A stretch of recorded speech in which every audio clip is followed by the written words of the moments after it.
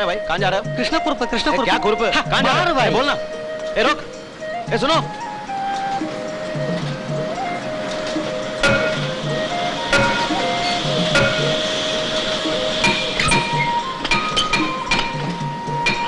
कृष्ण कुरुप बेटा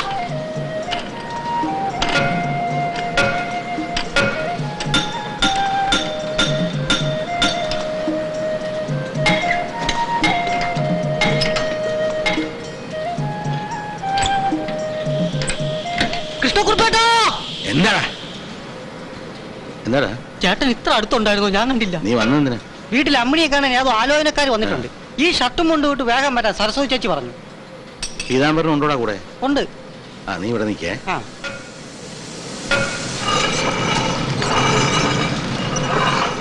അടിയോടിയേ, ഞാനൊന്ന് വീട് വരെ പോയിട്ട് വരാം. ആ പീതാംബരൻ അമ്മണിക്ക് ഒരു ആലോചന ഉണ്ടെന്നിരുന്നു. അവർ വന്നിട്ടുണ്ട്. അവൾക്കതിന് കല്യാണത്തിനുള്ള പ്രായമായോ? കുറച്ചുകൂടെ കഴിയട്ടോ. കഴിയും തോറും എനിക്ക് ആദ്യം ഓടുകയേ ഉള്ളൂ. ഇക്കാലത്ത് പെൺകുട്ടികൾ പ്രായമായാല് എത്രയും വേഗം നല്ല പയ്യനെ നോക്കി കെട്ടിച്ചു കൊടുക്കണം. ഓ അങ്ങനെയാണല്ലേ? ആ അത് തനിക്ക് പറഞ്ഞാൽ മനസ്സിലാവില്ല. കാരണം താൻ കല്യാണം കഴിച്ചെന്നല്ലാതെ പൂമര ഇതുവരെ പൂത്തില്ലല്ലോ. ആ ആ മേശയോട് പറയാൻ മറക്കല്ലേ. അതൊക്കെ പറഞ്ഞോളാം. ഇതെങ്ങോട്ടാ? കുറുപ്പ് പോയിക്കോ, മേസ്തിരിയോട് ഞാൻ പറഞ്ഞോളാം. ഓ ആ അതൊരു കല്യാണക്കാരിയാണേ. കുറുപ്പിന്റെ മോൾക്കൊരു ആലോചന. ആ കല്യാണക്കാരിയാണെങ്കിൽ വളരെ ആലോചിക്കണം. പെൺകുട്ടികളുടെ കാര്യത്തിൽ വളരെ ശ്രദ്ധിക്കണം. വളരെ കൂലങ്കഷമായി ചിന്തിച്ച് എന്തും തീരുമാനിക്കാവും. വരുന്ന ഓരോ ആലോചനകളും തിരിച്ചും മറിച്ചും മറിച്ചും തിരിച്ചും വിശദമായി ചിന്തിച്ചത് കൊണ്ടാണ് 63 ആലോചനകൾ വന്നതിന് ശേഷവും എൻ്റെ മകൾ 38ാമത്തെ വയസ്സിൽ യാതൊരു അറ്റകുറ്റവും കൂടാതെ സൗഭാഗ്യവതിയായി ഇപ്പോഴും വീട്ടിൽ തന്നെ നിൽക്കുന്നത്. കുറുപ്പിനോട് ആ വിലാസവും കൂടി തരാൻ പറയും, ഞാൻ അന്വേഷിക്കാം. വന്ന് ഈ കല്യാണം എന്നൊക്കെ പറഞ്ഞ ഒരു ജാതി സർക്കസ് പോലെ ആയിരിക്കാം. ഈയിടെ 2 കെട്ടിയത് ആകാശത്ത് വെച്ചല്ലേ. ഒരു പ്ലെയിനാണ് ഇത്ര സ്ത്രീധനം. ശുദ്ധ വട്ടം എന്നല്ലാണ്ട് എന്താ പറയാ. ഈ സ്ത്രീധനം എന്നുള്ള സമ്പ്രദായം തന്നെ എടുത്തു കളയേണ്ട കാലം അതിക്രമിച്ചിരിക്കുക. വന്നു.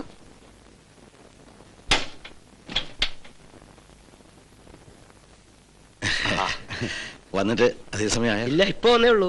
ആ പിന്നെ വിവരങ്ങളൊക്കെ ഞാൻ പറഞ്ഞു. കുട്ടിയുടെ ഫോട്ടോയും കണ്ടു. അത് മുതല് ഇവിടെ വന്ന് കുറുപ്പേട്ടനെ കണ്ടേ പറ്റൂ. ഇരിക്കെ, ഞാനിപ്പോ വരാം. ശരി. എങ്ങനുണ്ട്? തരക്കേടില്ലാന്ന് തോന്നണേ. സ്ത്രീധനം എന്ന ഏർപ്പാടിനേ അവരെതിരാണത്രേ. അല്ല, ഇത്ര ഭാഗം കിട്ടിയ തീരും നിർബന്ധമുള്ളവരെ ഇങ്ങോട്ട് കൂട്ടിക്കൊണ്ടു വരരുതെന്ന് ഞാൻ പീതാമ്പനോട് പ്രത്യേകം പറഞ്ഞിട്ടുള്ള. എന്താ കൊടുക്കാൻ? വാങ്ങി വെച്ചാൽ ഈ വീട്ടിൽ ഒരൊറ്റ സാധനം കാണില്ല. ആകെ 4 ലഡുണ്ട്. അത് 4ഉം കൂടി പൊടിച്ചൊരു പ്ലേറ്റിലിട്ട് 2-3 സ്പൂണും വെച്ച് കൊടുക്കാച്ചാ. പിന്നെ ചായയും. അത് മതിയല്ലേ? മതി. ആയിക്കോട്ടെ. ചായപ്പീടിയെന്ന് വല്ല കേക്കോ പഴംപൊരിയോ വല്ലോ വാങ്ങിക്കൊണ്ട് വരണോ? വേണ്ട വേണ്ട, ഇവിടെ ഇത്തിരി ദാരിദ്ര്യം ഉണ്ടെന്ന് അവരറിഞ്ഞോട്ടെ. അമ്മണിക്ക് 2 ഏട്ടന്മാരുണ്ടെന്നല്ലാതെ പീതാംബരൻ അവരെ പറ്റി മറ്റൊന്നും പറഞ്ഞില്ല. അതെ, എനിക്ക് 2 ആൺമക്കളാ, സുധാകരനും വിനയനും. പിന്നെ അവരുടെ ഇടയിൽ ഒരു പെൺകുട്ടിയുണ്ട്, സുമതി. അവളുടെ കല്യാണം കഴിഞ്ഞിട്ട് ഇപ്പൊ 1 കൊല്ലം ആകുന്നേ ഉള്ളൂ. അത് ഞാൻ പറഞ്ഞു. മൂത്തോനുണ്ടല്ലോ സുധാകരൻ, മലയാളമ്മയാ. ഇപ്പൊ തൂത്തുക്കുടിയില് തേക്കിന്റെ ബിസിനസ്സാ. തേക്കിനൊക്കെ ഇപ്പൊ എന്താ വില? തേക്കിനൊക്കെ ഭയങ്കര വിലയാ. പക്ഷെ ഇവന്റെ തേക്ക് മുളച്ചു തുടങ്ങുന്നേ ഉള്ളു. ഈ തേക്ക് നട്ടാല് 20 കൊല്ലം കഴിയുമ്പോ 50 ലക്ഷം രൂപ കിട്ടുന്ന പരിപാടിയൊക്കെ ഉണ്ടല്ലോ. അതിന്റെ ഓർഡറൊക്കെ ആയിട്ട് അങ്ങ് തൂത്തുക്കുടി വരെയൊക്കെ പോയിരിക്കുക. അവിടെ ആവുമ്പോ നല്ല അസല് വെള്ളം കിട്ടും. തേക്കിന് പറ്റിയ കാലാവസ്ഥയും. 2ാമൻ വിനയൻ ബികോം കഴിഞ്ഞു. സർക്കാർ ജോലിയൊന്നും ആയിട്ടില്ല. പ്രൈവറ്റ് ജോലി ആയിരിക്കും. പ്രൈവറ്റും ആയിട്ടില്ല. ഈ പറഞ്ഞ 2 കൊണ്ട് ഒരു കാര്യമില്ല. സ്വന്തമായിട്ട് വല്ലതും ചെയ്താലേ തടിച്ചു പിടിക്കൂ.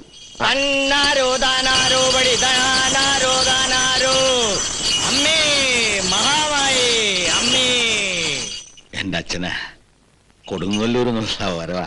ഇവരൊക്കെ ആരാടാ മോനെ? വാ പറയാം. പേര് കേട്ട ഓട്ടം തുള്ളുകാരനായിരുന്നു. ഒരിത്തിരി വകതിരിയോ വയസ്സുകാലത്ത് എന്നോട് കാണിക്കാൻ അച്ഛന് വിഷമമൊന്നുമില്ലല്ലോ. ഈ കോമാളി വേഷം കെട്ടിയ ആൾക്കാരുടെ മുമ്പിൽ എന്തിനാ എന്നെ ഇങ്ങനെ നാറ്റിക്കുന്നേ?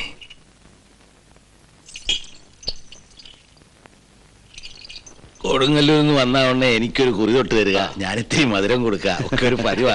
നല്ല തറവാടിത്തത്തിന്റെ ലക്ഷണമാ അതൊക്കെ. കേട്ടോ പീതാംബര, ആ അച്ഛന്റെ വരവ് കണ്ടപ്പോഴേ ഞാൻ തീരുമാനിച്ചു അമ്മിണിയെ ഞങ്ങൾക്ക് കിട്ടണമെന്ന്. ആ കുറുപ്പേട്ട, ഇവനാണ് സഹദേവൻ. ജാതകം മാത്രമല്ല, ഇവന്റെ ജീവിതവും സ്വഭാവവും ഒക്കെ ശുദ്ധ. സ്ത്രീധനം ഞങ്ങൾക്കൊരു പ്രശ്നമല്ല, സ്ത്രീയാണ് ധനം. സഹദേവന്റെ പെങ്ങൾക്ക് സ്ത്രീധനം അവർ കൊടുത്തിട്ടില്ല എന്ന് വെച്ച് വെറും കൈയോടെ ഇറക്കി വിടാൻ പറ്റുമോ? അതുകൊണ്ട് 40 പവന്റെ ആഭരണം ഇവർ കൊടുത്തു. അതുപോലെ സഹദേവന്റെ ചേട്ടൻ ഒരൊറ്റ കാശും സ്ത്രീധനം വാങ്ങിച്ചിട്ടില്ല.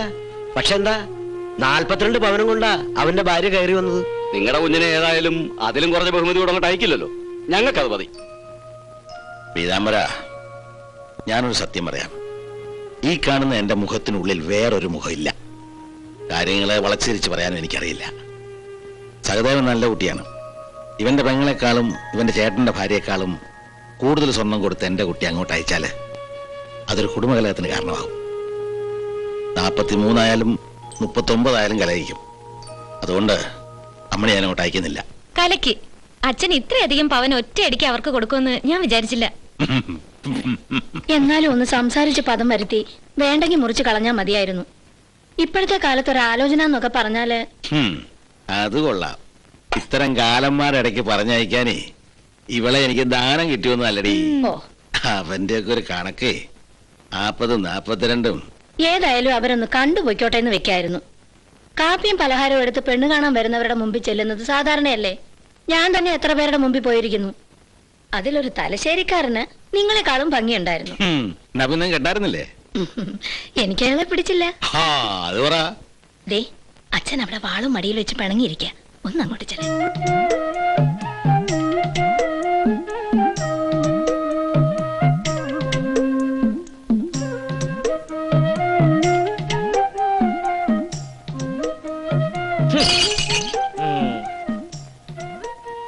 അച്ഛനെ ആദ്യം കാണുക. ഞാൻ എന്തെങ്കിലും പറഞ്ഞു വിചാരിച്ച് എനിക്ക് വിവരമില്ലെന്ന് വിചാരിച്ചാ പോരെ. ശമ്പളം കിട്ടട്ടെ, പിണക്കമൊക്കെ ഞാൻ മാറ്റിത്തരാം.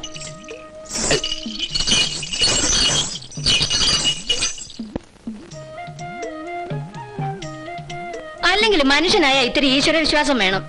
ദിവസം 3 നേരം അച്ഛൻ വിളക്ക് കത്തിച്ച് പ്രാർത്ഥിക്കുന്നത് കൊണ്ടാ ഈ വീടിന് ഇത്രയെങ്കിലും ഐശ്വര്യം. അച്ഛൻ പോയി കുളിച്ചോളൂ, ഞാൻ ചോറ് വിളമ്പി വെക്കാം. എന്താ അച്ഛാ? ഈയിടെ ആയിട്ട് അവൻ എന്നോട് ഒരു സ്നേഹമില്ല മോളെ. അച്ഛന്റെ വക ഇങ്ങനെ, മക്കളുടെ വക അങ്ങനെ. ചോദിക്കുന്നൊരു ഉത്തരം പറയുമ്പോഴാ നമ്മുടെ മക്കളെ എങ്ങും എത്തിയിട്ടില്ലെന്നുള്ള ബോധം വരുന്നത്. അതിനിപ്പോ എന്താ ഉണ്ടായേ? ആവശ്യത്തിന് ഒരുത്തനെ കിട്ടണ്ടേ? ഒരുത്തൻ തേക്ക് കയറാൻ പോയിട്ട് 3 മാസമായി. ഇനിയൊരു കുരങ്ങനുണ്ടല്ലോ, അവനോടെ? ദീപം ദീപം ദീപം. ഏട്ടനീ സന്ധ്യ വരെ എവിടെയായിരുന്നു? വേദനിപ്പിക്കുന്ന ചോദ്യങ്ങൾ ചോദിക്കരുതെന്ന് നിന്നോട് ഞാൻ പറഞ്ഞിട്ടില്ലേ? ഞാനൊരു തൊഴിൽ രഹിതനാണ്, നിങ്ങളെല്ലാം വികാരരഹിതരും. ഒരു തൊഴിൽ രഹിതന്റെ വേദന വികാരരഹിതർക്ക് ഒരിക്കലും മനസ്സിലാവില്ല. രാമ രാമ രാമ രാമ രാമ രാമ ഭാഗ്യമാം രാമ രാമ രാമ രാമ രാമ രാമ മുത്തച്ഛ, കഞ്ഞി. രാമ രാമ ഭാഗ്യമാം. ഓ കഞ്ഞി മുത്തച്ഛ. കപ്പലകത്തൊരു കള്ളനിരുന്നാൽ എപ്പോഴുമില്ലൊരു സുഖമറിയണം. നീ രാവിലെ ഒരു ഇന്റർവ്യൂവിന് പോയിട്ടുണ്ടായി. അത് രാവിലെ തന്നെ ചീറ്റി. കുറെ ഉഷ്ണിച്ച് വേർക്കാന്നല്ലാതെ ഒരു പൈസ കയ്യിൽ വരില്ല അച്ഛാ. ആ പണിക്ക് ഞാൻ ശരിയാവില്ല. ഒരു പണിക്കും നീ ശരിയാവാൻ തോന്നുന്നില്ല. എത്ര മണിക്ക് ഞാൻ തന്നെ നിന്നെ പിടിച്ചിരുത്തിയ? BCom പാസ്സായ ഉടനെ ഇവനൊരു ട്യൂഷൻ ഏൽപ്പിച്ചില്ലേ? ആ ബേക്കറിക്കാരന്റെ മകളെ പ്രീ ഡിഗ്രി പാസ്സാക്കി വിടാൻ പഠിപ്പിക്കാൻ പോയി. ഇവൻ എന്തിനാ അവളെ പ്രേമിക്കാൻ പോയെ? അയാൾ വിചാരിച്ചിരുന്നെങ്കിൽ അന്ന് ഇവനൊരു ജോലിയായനെ. ഇതൊരു 100ാമത്തെ പ്രാവശ്യമാണ് അച്ഛൻ എന്നോട് പറയുന്നത്. 101 പ്രാവശ്യം ഞാനും പറഞ്ഞു ഞാനല്ല, അവളാണ് എന്നെ കയറി പ്രേമിച്ചതെന്ന്. കല്യാണം കഴിച്ചതിന് ശേഷം ഭാര്യയ്ക്കും ഭർത്താവിനും പ്രേമിക്കാമെങ്കിൽ ഭാര്യാഭർത്താക്കന്മാരാകാൻ പോകുന്നവർക്ക് കല്യാണത്തിന് മുമ്പും പ്രേമിക്കാം. ഒരു സ്ഥിരം ജോലി എനിക്ക് കിട്ടിക്കഴിഞ്ഞാൽ സന്ധ്യ എനിക്ക് കെട്ടിച്ചേരാമെന്ന് ആ ബേക്കറിക്കാരൻ പറഞ്ഞിട്ടുണ്ട്.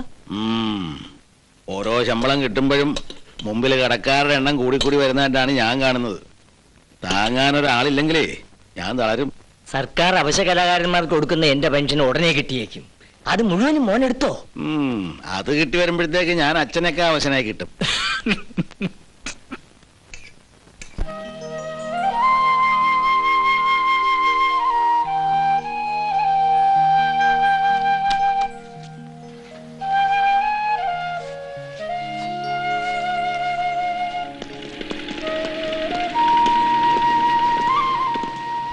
കുറുപ്പേ, ഇങ്ങനെ എണ്ണിക്കൊണ്ടിരുന്ന കയ്യിൽ കിട്ടിയ ശമ്പളം പ്രസവിക്കാനൊന്നും പോണില്ല. ശമ്പളം കൂടണമെങ്കിൽ കൊടി പിടിക്കണം. അടുത്ത് എന്നോട് സമരം ഉണ്ടാവുന്നാണ് കള്ളക്കണാര മേസ്ത്രി പറഞ്ഞത്. അതൊന്ന് വേണ്ടി വരുമെന്നാണ് എനിക്കും തോന്നുന്നത്. ഒരു ബോണസിന്റെ കാര്യം കേൾക്കാൻ തുടങ്ങിയിട്ട് 2 കൊല്ലമായി. എന്റെ ഈ ശമ്പളം ആ ഗേറ്റ് കിടക്കുമ്പോ തീരും. അത്രയ്ക്ക് കൊടുത്ത് തീർക്കാനുണ്ട്. തീർക്കാൻ ബുദ്ധിമുട്ടൊന്നുമില്ലടോ, മിച്ചം വെക്കാനാ പ്രയാസം. എന്റെ പൂമരം പൂത്തിട്ടില്ല, അതുകൊണ്ട് എനിക്ക് ആ തലവേദന ഇല്ല. തന്റെ പൂമരം ഇഷ്ടം പോലെ പൂത്തിട്ടില്ലേ, വല്ലതും മിച്ചം വെച്ചേ പറ്റൂ. കുറുപ്പേ, ഒന്ന് തന്നെ ഒരത്യാവശ്യത്തിനാണ്. 1000 രൂപ കടം തരണം. അടുത്ത മാസം ഞാൻ അങ്ങോട്ട് തിരിച്ചു തന്നോളാം. എന്റെ എവിടുന്ന കാശ്? അതെന്താ അങ്ങനെ പറയണേ, കയ്യിലുണ്ടല്ലോ, കൊടുത്തൂടെ? അല്ലെങ്കിൽ ഒരു കാര്യം ചെയ്താൽ മതി, നിങ്ങൾ രണ്ടുപേരും കൂടെ 500 വീതം താ. അല്ലെങ്കിൽ മേസ്ത്രി ഒരു കാര്യം ചെയ്യും, ഇവിടെ തന്നെ നിൽക്ക്. ശമ്പളം വാങ്ങിച്ച് ബാക്കിയുള്ളവർ ഈ വഴിക്ക് തന്നെയുള്ള വരുന്നത്. ഞാൻ ഈ തുണി മിരിച്ച് മേസ്ത്രിനെ ഇതിൽ കിടത്തി ഒന്ന് ലേലം വിളിക്കാം. എത്ര പേരെ പോകുന്നു നമുക്കൊന്നറിയാലോ. പലചരക്ക്, മീൻകാരി, അത് കൊടുത്തില്ലായിരുന്നേ പൊളിച്ചതെറിയ. പത്രം, ഇലക്ട്രിസിറ്റിയുടെ ഷോക്ക് അടിക്കുന്ന അഡീഷണൽ ബില്ല്,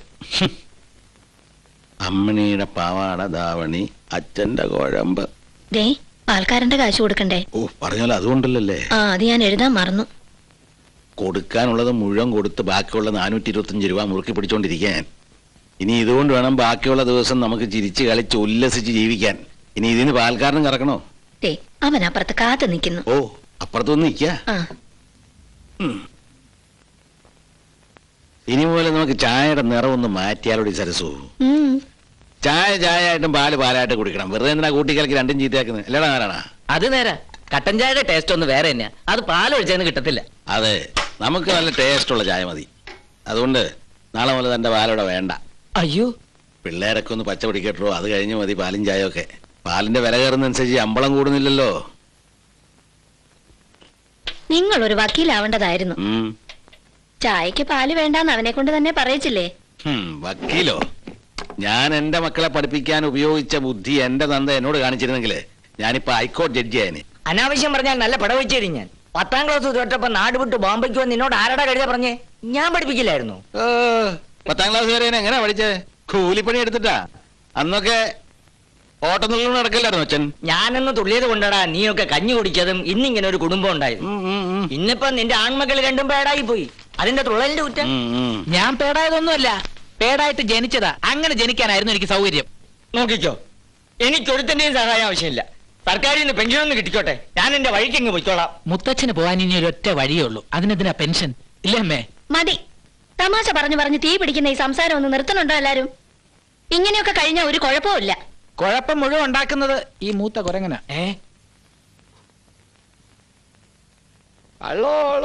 നല്ലൊരു വസ്തു. അച്ഛനാ? വാ, നമ്മുടെ അച്ഛനെ നോക്കാം. അച്ഛോ, എന്തായി? വീട്ടിൽ പോകണ്ടേ? എന്നെ ഇതിനകത്ത് പിണ്ടം വെച്ചിട്ട് നീ എവിടെ പോയടാ മോനെ? എങ്ങനുണ്ട്? കളി മാറി കുറുപ്പേ, കളി മാറി. താൻ എന്ത് പണിയാടോ കേശായി കാണിച്ച? പിണക്കം മാറ്റാ ഒരു രൂപ കള്ളുടുക്കാൻ പറഞ്ഞപ്പോ കുളിപ്പിച്ചോ? ഞാൻ എന്ത് ചെയ്യാനേ? അങ്ങനെ 4 തട്ടി. വാ പോവാ. നീ എന്നെ ഒന്ന് എടുക്കടാ മോനെ. നടന്നു വന്നാ മതി. എടാ, ചെറുപ്പത്തില് നിന്നെ ഞാൻ ഒരുപാട് എടുത്തോണ്ട് നടന്നു. അതങ്ങനെ. നീ എന്തെങ്കിലും എന്നെ എടുത്തിട്ടുണ്ടോ? അത് ന്യായം. എടുത്തു കുറുപ്പേ. വെളുക്കാൻ തേച്ച പണ്ടായി പണ്ടാരം. അന്ന് നീ എന്റെ മേൽ ഒരുപാട് മൂത്രം ഒഴിച്ചിട്ടുണ്ട്. അതുകൊണ്ട് ഇപ്പൊ എന്താ വേണം? അതായിട്ട് ഒഴിവാക്കേണ്ട ചേട്ടാ, ഇഷ്ടം പോലെ ഒഴിച്ചോ, നമ്മുടെ ആളല്ലേ. എടോ ഒന്ന് താങ്ങടോ. സാധനങ്ങളല്ലേ? അതിലും വലിയ സാധനം. എന്നാ പിടിച്ചോ, വണ്ടി പോട്ടെ. താഴ്ത്തിടല്ലേട്ടാ, നാളെയും വേണ്ടതാ. എന്റെ തോളത്തല്ലായിരിക്കരുത്, താൻ പോ. എന്താ കുറുപ്പേട്ടന്റെ തോളിലെ? അതൊരു ചാക്ക അരിയാ. 5000 678. നീ ആ വെള്ളം ചൂടാക്കേ. അച്ഛന്റെ മോന് ഒരുപാട് പ്രായമായി. മോനെ എടുത്ത് അകത്തോണ്ട് കിടത്തിയത്. എല്ലിന് ഇത്ര വെയിറ്റ് വരും. പിന്നെ സുമതിയുടെ വീട്ടിൽ നിന്ന് ആള് വന്നിരുന്നു. ചന്ദ്രന്റെ മുത്തശ്ശിക്ക് നല്ല സുഖമില്ലാത്രേ. അവർക്കിപ്പോ എത്ര വയസ്സായി? ഏയ്, അധികമൊന്നും ആയിട്ടില്ല. കഴിഞ്ഞ ചിങ്ങത്തില് 86 കഴിഞ്ഞിട്ടേ ഉള്ളൂ. അപ്പൊ വളരെ ചെറുപ്പമാണല്ലോ. വന്ന് പറഞ്ഞ സ്ഥിതിക്ക് ഒന്ന് പോയി നോക്കിയേക്കാം. നമ്മുടെ മോളാണെന്ന് പറഞ്ഞിട്ട് കാര്യമില്ല. ചെന്നില്ലെങ്കിൽ പിന്നെ അവക്ക് അത് മതി. കഴിഞ്ഞ ചിങ്ങത്തിലെ 86 ആയ സ്ഥിതിക്ക് ഇനിയിപ്പൊ പോയാൽ രാത്രി തന്നെ മടങ്ങി വരാൻ പറ്റില്ല. അതുകൊണ്ട് മാറാനുള്ളതൊക്കെ എടുത്തു വെച്ചു. രാവിലെ പോവാം. ചന്ദ്രൻ മുത്തശ്ശിയുടെ അടുത്ത് തന്നെ ഉണ്ടായിരുന്നല്ലേ? അടുത്ത് തന്നെ ഉണ്ടായിരുന്നു. ഞാൻ ഉറങ്ങാതെ കിടക്കായിരുന്നു. പുലർച്ചെ ഒരു 5 മണിയായിട്ടുണ്ടാവും. മുത്തശ്ശി ഇങ്ങനെ നാരായണ നാരായണ എന്ന് വിളിച്ചു. ഞാൻ കേട്ടോ നാരങ്ങ. ഉടനെ തന്നെ ഒരു നാരങ്ങ എടുത്ത് പൊളിച്ച് ഒരു അല്ലി എടുത്ത് വായിൽ വെച്ചു കൊടുത്തു. അതോടെ മുത്തശ്ശി. ഏതായാലും ഈ നാരങ്ങയുടെ കാര്യം ആരോടും പറയാൻ പോകണ്ട പുറത്ത്. അതെന്ത്? ചിലപ്പോ കൊലപാതകത്തിന് ഉത്തരം പറയേണ്ടി വരും. നാരങ്ങ കൊടുത്താ കൊലപാതകമാവോ? കാലം അതല്ലേ, രാഷ്ട്രീയക്കാരെങ്കിലും അറിഞ്ഞാ ഇനി കരഞ്ഞു കരഞ്ഞു വല്ല കേടും പിടിപ്പിക്കണ്ടെന്ന് വിചാരിച്ച് ഞാൻ അവളെ ഇങ്ങോട്ട് വിളിക്കേ. നന്നായി 5 മണിക്ക് ഉറങ്ങിയല്ലേ. ചന്ദ്രേട്ടനകത്തോട്ടിയല്ലേ അപ്പൊ ഞാൻ മുത്തശ്ശി ഇങ്ങനെ കിടന്നുണ്ട്. എനിക്ക് അച്ഛന്റെ അമ്മയുടെ അടുത്തേക്ക് വരാൻ കഴിയാഞ്ഞത്. ഇനി ഞാനും ചന്ദ്രേട്ടനെ ഇടയ്ക്കിടയ്ക്ക് വരും. ഈ കമ്മൽ അമ്മ എപ്പോഴാ വാങ്ങിയത്? അത് കുറി കിട്ടിയപ്പോ എടുത്തതാ. എന്റെ വളയൊന്ന് മാറ്റിയെടുക്കണമെന്ന് വിചാരിച്ചിട്ട് ഇതുവരെ നടന്നില്ല. അച്ഛാ, അടുത്ത തവണ ഞാൻ വീട്ടിൽ വരുമ്പോ കുറച്ചുകൂടി സ്വർണം കൂട്ടി ഈ വളയൊന്ന് മാറ്റി തരണേ. എന്റെ ഇടത്തിയമ്മേ, ഞങ്ങളെ ഇട്ടേച്ച് മുത്തശ്ശി പോയി. കിടക്കണ കിടപ്പ് കണ്ടില്ലേ? അയ്യേ, ഈ കണ്ടക്ടർ പണി വിളിച്ച് പറയാനാണോ ചേട്ടന് അത്യാവശ്യമായിട്ട് എന്നോട് വരാൻ പറഞ്ഞത്? അതിന് ലീവ് എടുത്ത ഒരു കണ്ടക്ടർക്ക് പകരം പോകാനായിട്ട്? ലീവ് എടുത്തവന് പകരം പോയി അങ്ങനെയല്ലടാ ഒരു ദിവസം അവിടെ പെർമനന്റ് ആവുന്നത്. നിന്റെ കയ്യിൽ കണ്ടക്ടർ ലൈസൻസ് ഇല്ലേ? അതുകൊണ്ടല്ലേ ഏട്ടാ, ഒന്നുമില്ലെങ്കിലും ഞാനൊരു ബികോം കാരനല്ലേ. മാത്രമല്ല എനിക്ക് ഈ കാക്കി പണ്ടേ ഇഷ്ടമല്ല. കൈയെടുത്തേ. എന്നാ എന്റെ മോനൊരു കാര്യം ചെയ്യ്, ഈ കാക്കിക്ക് പകരം വെൽവെറ്റ് ആക്ക്. വെൽവെറ്റ് കണ്ടക്ടർ എന്നുള്ള പേരും കിട്ടും. ഈ കണ്ടക്ടർ ജോലിക്ക് ഡെപ്പോസിറ്റ് അടച്ച് കയറി പറ്റാൻ ആളുകൾ ക്യൂ നിൽക്കുക. ആ ബസ് ഓണറുടെ കൈയും കാലും പിടിച്ചിട്ടാ ഞാൻ സമ്മതിപ്പിച്ചത്. നിന്നെ ഓർത്തിട്ടല്ല, നിന്റെ അച്ഛന്റെ കഷ്ടപ്പാട് ഓർത്തിട്ടാ. നീ തൊഴിലില്ലാത്തവനായി നിന്ന് ഷഷ്ടിപൂർത്തി ആഘോഷിച്ചാലും എനിക്കൊരു ചുക്കില്ലടാ. എന്നാലും അതല്ല ഏട്ടാ, ഈ പരിചയക്കാരുടെ മുമ്പിലൂടെ ബാഗും തൂക്കി വിസിലൂതി ഒരു ബികോം എന്നൊരു വാക്ക് മിണ്ടിയിട്ടുണ്ടെങ്കിൽ നിന്റെ ചെപ്പി ഒന്നും പറയണ്ട ഏട്ടാ. ഇതെന്നെ കൊലയ്ക്ക് കൊടുക്കുന്നതിന് തുല്യം. നീ ചത്താലും ഈ നാട്ടിലൊരു പുല്ലും സംഭവിക്കില്ലടാ. ആ വകയിൽ നിന്റെ അച്ഛന് മാസം തോറും 400 രൂപയെങ്കിലും ലാഭം കിട്ടും. കുടുംബത്തോട് സ്വല്പെങ്കിലും സ്നേഹം ഉണ്ടെങ്കിൽ നീയൊക്കെ പോയി കെട്ടിത്തൊന്നിച്ചാവടാ.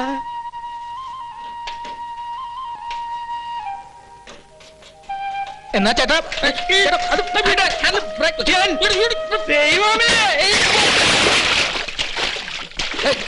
കണ്ടക്ടർ എങ്കിൽ കണ്ടക്ടർ, ഡ്രൈവർ എങ്കിൽ ഡ്രൈവർ. ആ ബസ് കമ്പനിയുടെ പേരെന്താന്നാ പറഞ്ഞത്? എന്താ? മരിവിൽ ട്രാവൽസ്. ടിക്കറ്റ്. പുതിയ കണ്ടക്ടറാണ്, അതുകൊണ്ട് ടിക്കറ്റ് എല്ലാവരും ചോദിച്ചു വാങ്ങണം. ടിക്കറ്റ്. ഒരു ടൗൺ ഹാളിലേക്ക് 1:20 അതെ. എനിക്ക് പരിചയമില്ലാത്തണ്ട് കേട്ടോ.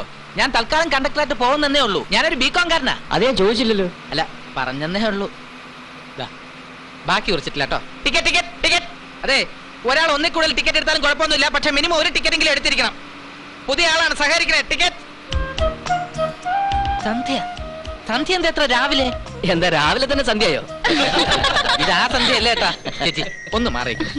പിന്നെ ഞാൻ ക്ലാസ്സിലേക്കാ. ബസ്സിലോ? കാർ എവിടെ? കാറിൽ പോരുമ്പോഴാണ് ഈ വേഷത്തിൽ വിനേട്ടനെ കണ്ടത്. വഴിയിലിറങ്ങി കാറ് തിരിച്ചയച്ചു.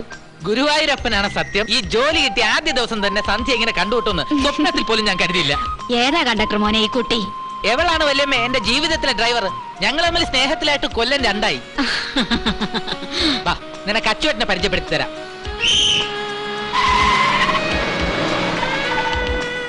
വേണ്ട വരാൻ. അച്ചോട്ടാ, ഇതാണ് ഞാൻ പറഞ്ഞ സന്ധ്യ. ഇത്ര പെട്ടെന്ന് ആളെ കൈ കിട്ടിയോ? നല്ല രാശിയുള്ള ദിവസമാണല്ലോ മോനെ നീ തുടങ്ങിയത്. എവിടാ കുട്ടിയുടെ വീട്? ശ്രീകൃഷ്ണന്റെ അമ്പലത്തിന്റെ അടുത്താണ്. വീട്ടിലാരൊക്കെ ഉണ്ട്? അച്ഛനും അമ്മയും പിന്നെ ഞാനും. ആങ്ങളമാരില്ല. അത് നന്നായി. പിന്നെ അച്ഛന് ബേക്കറി ഉണ്ട്. അപ്പൊ പിന്നെ കല്യാണത്തിന് ഒരുപാട് മൈസൂർ പാകം, ലഡുവും ജിലേബിയും ഒക്കെ ഉണ്ടാവുമല്ലോ. ഇനി ദിവസവും ഈ ബസ്സിൽ കയറിയാ മതി. ഞാനിൽ സ്ഥിരമാകാൻ പോവാ. റൈറ്റ്.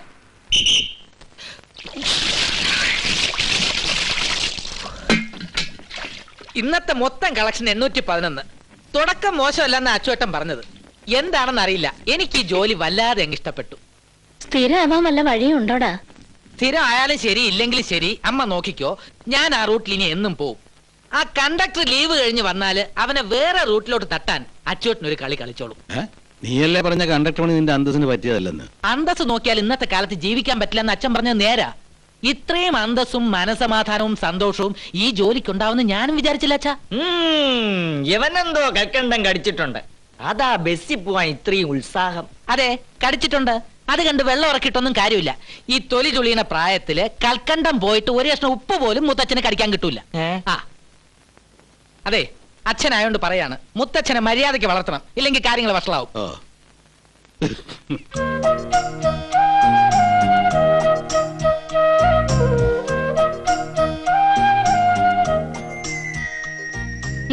ഏട്ടൻ സിഗരറ്റ് വലിക്കോ? എന്താ, നിനക്ക് വേണോ? അച്ഛൻ കാണണ്ട. അച്ഛൻ കണ്ടാ കുഴപ്പമൊന്നുമില്ല, മുത്തച്ഛൻ കണ്ടാലാണ് പ്രശ്നം. ഇതിന്റെ കുറ്റി ചോദിക്കും. മുത്തച്ഛനോട് ഏട്ടന്റെ കളി മുഴുവനും. ഇന്നൊരു കൽക്കണ്ടം കടിച്ചുവെന്ന് മുത്തച്ഛൻ പറഞ്ഞത് നേരാന്നാ എനിക്കും തോന്നുന്നേ. സത്യം പറ, ഏട്ടന്റെ ബേക്കറി പെൺകുട്ടി ആ വഴിക്കെങ്ങാനും വന്നോ? വന്നു. സന്ധ്യ ഇന്ന് എന്റെ ബസ്സിൽ കയറി. അങ്ങോട്ടും ഇങ്ങോട്ടും അവളോടൊപ്പം 4 ട്രിപ്പ് ഞാൻ ശരിക്കും ആഘോഷിച്ചു. അബദ്ധാവോ? എന്തോന്ന് അബദ്ധം കഴുതേ. അവൾക്ക് എന്നെയും എനിക്ക് അവളെ ഇഷ്ടമാണ്. അവളെ ഒരു ഏട്ടത്തിയമ്മയാക്കാൻ നിനക്കും ഇഷ്ടമാണല്ലോ. ഈ കണ്ടക്ടർ വേഷത്തിൽ അവരുടെ വീട്ടിലേക്ക് പെണ്ണും ചോദിച്ചെന്നാ കാണാം. ഈ കണ്ടക്ടർ വേഷം എന്തിനാണെന്നാ നീ കരുതിയത്? സ്ഥിരമായിട്ടൊരു ജോലി കിട്ടുന്നത് വരെ നിന്റെ ഏട്ടന് നിന്റെ ഭാവി ഏട്ടത്തിയമ്മയെ സ്ഥിരമായിട്ട് കാണാനുള്ള ഒരു മാർഗം. ഞാൻ സത്യം പറയാം, ഈ വിനയേട്ടനൊരു സ്വപ്നമുണ്ട്. ആ സ്വപ്നത്തിലേക്ക് പറക്കാനുള്ള തേര് എന്റെ മുന്നിൽ തയ്യാറായി കഴിഞ്ഞു. ഇനി പറക്കുക വേണ്ടു. ഏത് തേര്? മാരിവിൽ ട്രാവൽസ്.